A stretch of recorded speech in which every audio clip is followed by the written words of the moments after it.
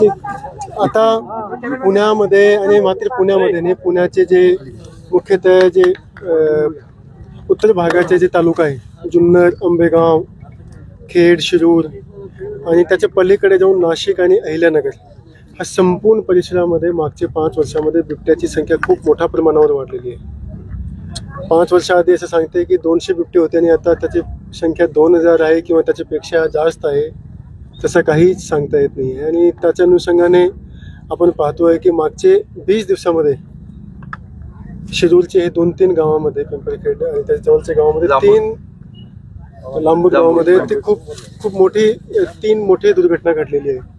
त्याच्यामध्ये 2 लहान पोरे त्याची मृत्यू झाली आणि एक आजी होती त्याचीही बिबट्यामुळे मृत्यू झालेली आहे।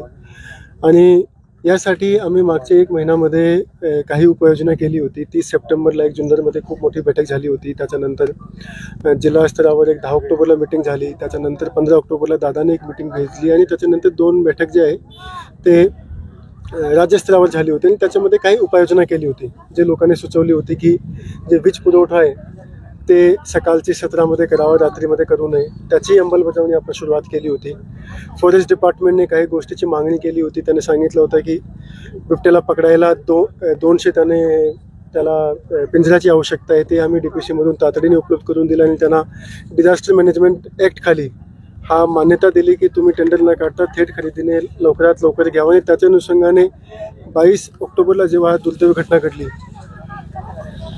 ज्या दिवशी एक आजीची मृत्यू झाली, त्याच्यानंतर हा लोकांनी फॉरेस्ट डिपार्टमेंटने मागच्या 10 दिवसामध्ये 10 बिबटे पण पकडले। मात्र काय की संख्या एवढी जास्त वाढलेली आहे आणि जे आपल्याला पाव उचलायचे आहे ते अजून जास्त पटीने उचलण्याची आवश्यकता आहे। तर त्याच्या अनुषंगाने परवा जेव्हा रविवारीला हा जी घटना घडली त्याच्यानंतर आम्ही तातडीने सर्व अधिकाऱ्याशी बोललो, वरिष्ठ लोकांशी बोललो आणि पहिल्यांदा हा जे बिबट्या आहे त्यांना मारण्याची आम्ही पहिल्यांदा परमिशन घेतली। तो मला इमिडिएटली मिळाली आणि काल आमचे सर्व जे शूटर्स आहेत ते पोहोचले होते। आज सकाळी त्याने एक बिबट्याला पकडला पण आहे। मात्र ही सर्व गोष्टी करताना आज सकाळी जेव्हा वनमंत्री सराची बैठक झाली तेव्हा हा निर्णय घेतला, आमचा हा मत होता की याचा एकच निराकरण आहे की जे मोठी संख्येमध्ये या ठिकाणी जे जास्त बिबटे झालेले आहे त्याला जेव्हापर्यंत इकडून पकडून आपण दुसऱ्या ठिकाणी म्हणजे हाच भागामध्ये परत सोडला तर काही उपयोग नाही आहे। त्यांना पकडून जेव्हापर्यंत आपण दुसरी सुरक्षित ठिकाणी जिथून ते बाहेर परत निघू शकत नाही, शिफ्ट करत नाही, तेव्हापर्यंत हा जे मोठा संकट आपल्या समोर आहे त्याच्यापासून आपण आपल्या ग्रामस्थ लोकांना बाहेर पाडू शकत नाही। तर त्याच्यासाठी वनतारा आपल्याकडे एक मोठा ऑप्शन आहे ज्या ठिकाणी आपण यांना शिफ्ट करू शकतो। तर आजच्या मीटिंगमध्ये हा निर्णय झाला की जेवढे जास्त आपल्याला आवश्यकता आहे तेवढे सर्व पकडून आणि सर्व जे बिबटे आहे त्यांना वनतारा आणि बाकी ठिकाणी शिफ्ट करायची आहे। आणि त्यासाठी सकाळच्या मीटिंगमध्ये फॉरेस्ट डिपार्टमेंटने काही साहित्याची मागणी केली होती। त्याचं म्हणणं होतं की 200 पिंजऱ्याची पेक्षा अजून 500 पिंजऱ्याची आवश्यकता आहे। 700 पिंजरे त्यांनी लागते, किमान 1 पिंजरा प्रत्येक गावामध्ये असला पाहिजे। गाड्याची जास्त आवश्यकता आहे, ट्रँक्युलायझर गन असतात त्याची आवश्यकता आहे, 250 कॅमेरा पण आवश्यकता आहे जेणेकरून त्याची स्पॉटिंग करून आपण त्यांना पकडू शकतो आणि मनुष्यबळसुद्धा जास्त वाढवण्याची आवश्यकता आहे। तर त्याच्यासाठी त्याने जवळपास 11.25 कोटीची एक डिमांड आम्हाला आज सकाळी केली आहे आणि मी या ठिकाणी येण्याची आधी आदरणीय DCM सराची परमिशन घेऊन आज सकाळीच ते 11.25 कोटी रुपये मंजूर करून पण दिलेले आणि त्यांना सांगितलं आहे की तुम्ही थेट याची खरेदी करावा। याच्यामध्ये जे इलेक्शन आहे, मॉडेल कोड ऑफ कंडक्ट आहे, त्याची काही बाधा येणार नाही। त्याच्याबद्दल जे नियम आहेत त्याच्यामध्ये ते स्पेशल परमिशनची आवश्यकता लागली तर आम्ही आयोगाकडून घेऊ, कारण हा विषय जे आहे ते डिझास्टर खालचा आहे आणि याच्यामध्ये आपत्ती खालचं असल्यामुळे आपल्याला कुठल्याही प्रकारची परमिशन याच्यामध्ये मिळू शकते। याच्यासाठी अजून 2 गोष्टी महत्त्वाची आज सकाळची मीटिंगमध्ये ठरलेली आहे की शासनाकडे आपण केंद्र शासनाकडे नसबंदी हा स्टेलायझेशन करण्याचा प्रपोजल शासनाकडे पाठवला केंद्र शासनाकडे। आणि दुसरा आज एक प्रपोजल अजून पाठवण्याचा निर्णय घेतला की हा जनावराला शेड्यूल 1 मधून काढून शेड्यूल 2 मध्ये टाकण्याचा सुद्धा आपण प्रस्ताव पाठवू, कारण हा एक युनिक सिच्युएशन आहे जे जगभरात कुठेच नाही आहे। म्हणजे एवढी जास्त संख्येने एकच ठिकाणी बिबटे, बाकी आम्ही सर्व अभ्यास केला तर कुठेच नाही आहे आणि ते सुद्धा शेतामध्ये, बाकी जंगलात असतात ते शेतामध्ये आहे। तर इथून यांना बाहेर काढण्यासाठी खूप महत्त्वाचं आहे की थोडे पाव जे आहे आपण जे आधी उचललेले आहेत त्याच्यापेक्षा जास्त मोठे पाव उचलण्याची आवश्यकता आहे। हे सर्व निर्णय झालेले आहे। काल माझा CM सर, डिप्टी CM सराशी पण बोलणं झाला होता। आज याच्याबद्दल मीटिंग झाली, कॅबिनेटमध्ये सुद्धा याच्याबद्दल चर्चा झालेली आहे। त्याचे निर्णय वरिष्ठ स्तराद्वारे मीडियाला सांगितले जातील।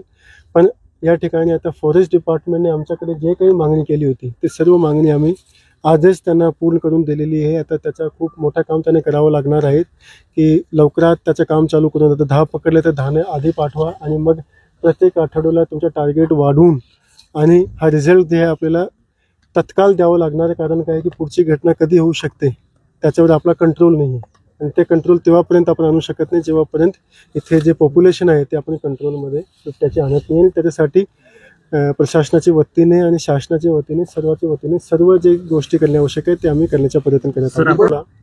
की लोकांमध्ये फॉरेस्ट डिपार्टमेंटला घेऊन एक अविश्वासची भावना आहे आणि ते अविश्वासची भावना सुद्धा काढण्याची आवश्यकता आहे.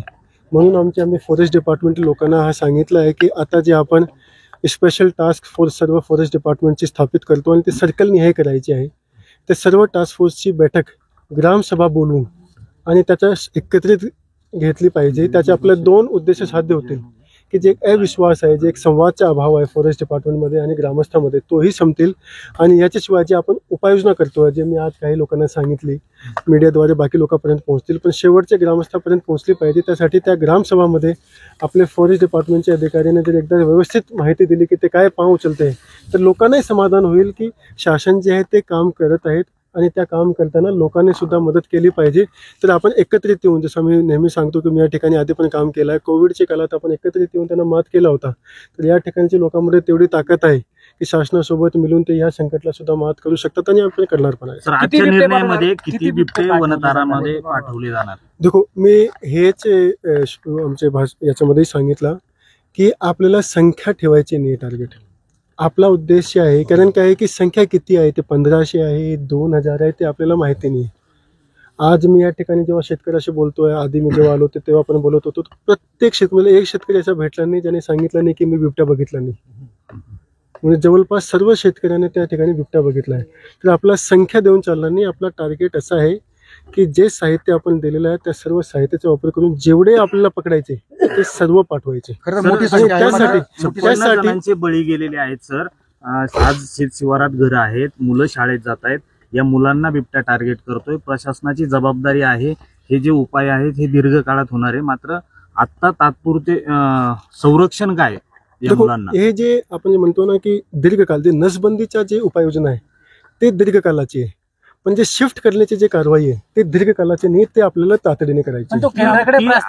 नाही, आपल्याला शिफ्ट करण्यासाठी जे नसबंदीचा याला शिफ्ट करण्याचा जे आहे ना ते ब्युरोक्रेटिक डिसिजन असतो. त्याची काही परमिशन आम्हाला ऑलरेडी आज मिळालेली आहे आणि काही परमिशन तिथे जे वरिष्ठ अधिकारी आहे ते महाराष्ट्राचेच आहे. तर ते आपल्याला जेव्हा जेव्हा आपल्याला पाहिजे तेव्हा तेव्हा मान्यता मिळून जातील. कारण या गोष्टीचा जे सिरियसनेस आहे ते आता केंद्रापर्यंत पोहोचलेला आहे. तर आपल्याला असं होणार नाही की आपण आज प्रपोजल पाठवलं आणि ते महिन्यासाठी तिथे पेंडिंग आहे. त्याची जेव्हा पाठवलं ते 2 दिवसाचे 2-3 दिवसाच्या आत, आठवड्याच्या आत आपल्याला त्याची परमिशन मिळेल. आणि वन विभागाकडे कर्मचारी संख्या सुद्धा कमी आहे, त्यामुळे संरक्षण नाही. आता काय की जे आमच्याकडे 11.25 कोटीची मागणी केली आहे त्याच्यामध्ये जवळपास 150 मनुष्यबळासाठी सुद्धा त्याने याच्यामध्ये मागणी केली आणि ते सुद्धा आम्ही मंजूर करून दिलेली हे गोष्टी आहे. आणि दुसरी गोष्टी आज आम्ही मीटिंगमध्ये सुद्धा रिक्वेस्ट केली की संपूर्ण महाराष्ट्रामध्ये जे काम करणारे जे वन विभागाचे काही लोक आहे त्यांना काही दिवसासाठी यांना पकडण्यासाठी काही लोकांना इकडे जर शिफ्ट केले तर इकडचं जे मनुष्यबळ आहे त्याला अजून शक्ती मिळेल.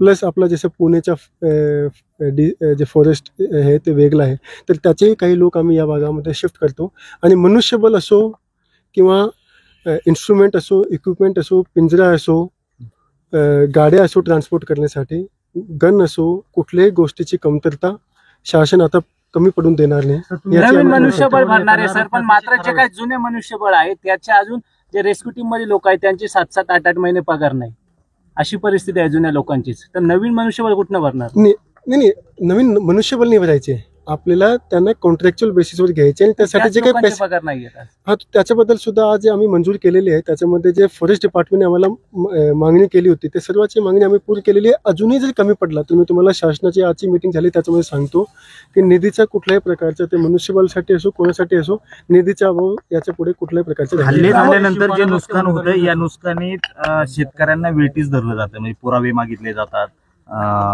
अशा सगळ्या गोष्टी, पैसे मागितले जात आहेत, सगळ्या गोष्टी आंदोलनाच्या वेळेस नागरिक. एक गोष्ट आम्ही क्लिअर करतो की असा हा खूप म्हणजे हा गोष्टी असो किंवा नॉर्मल परिस्थिती असो, अशा प्रकारची घटना घडत असेल तर खूप चुकीची आहे आणि हा तर फार सेन्सिटिव्ह विषय आहे. अशा पद्धतीचा जे कोणी करत असेल त्याच्यावर शासनाने खूप कडक कारवाई करतील आणि एवढी आम्ही तुम्हाला ग्वाही देतो की ह्या गोष्टीची जाणीव आता आम्हाला ज्या पद्धतीने झाली आणि शासनाने ज्या पद्धतीने याची दखल घेतलेली आहे, अशा प्रकारची हिंमत याच्या पुढे कोणी करू शकणार नाही. ग्रामस्थांची चर्चा केली तर करत असताना कारवाई होईल. सरकारी यातून नोकरीची मागणी खरं तर ग्रामस्थांनी केलेली आहे. नातेवाईकांना सरकारी नोकरी द्या असं म्हटलंय.